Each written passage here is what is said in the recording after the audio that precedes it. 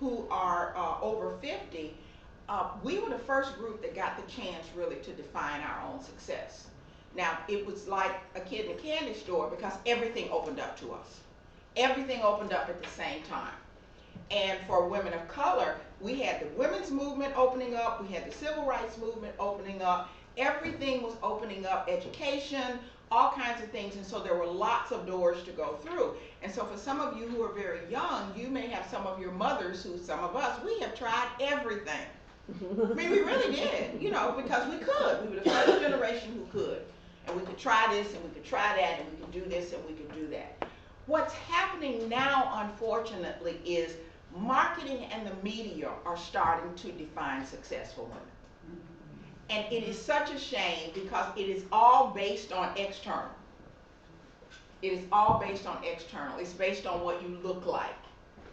It's based on, a lot of it is based on financial, you know, about money and things like that. And so we've moved away from the types of things that you mentioned here about success. She's kind, she's inspiring, she's determined, you know, those types of things. When we think about our young girls and what they deem success, to get on television, you know, that's the thing.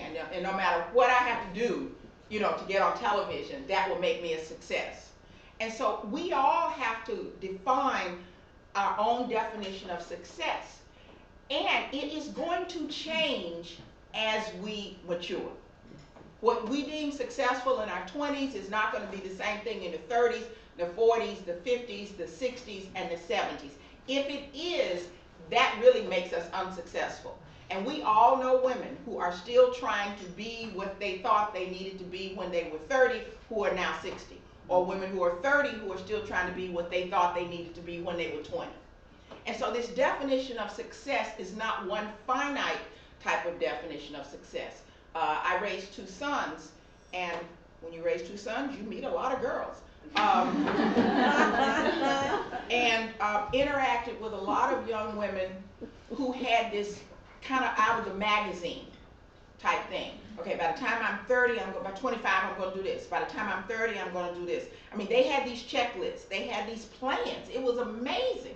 This one girl who was dating my son's best friend, I mean, she just had a tick list. And she would say, hello, hi, I'm Jane. Hi, Jane, how are you? By the time I'm 30, I want to be married. By the time I'm 32, I want to have 1.5 children. I'm like, okay, would you like a soda? You know, and personally, I knew it wasn't going to last because I've known John since he was in Cub Scouts, and I knew that that wasn't what he was looking for.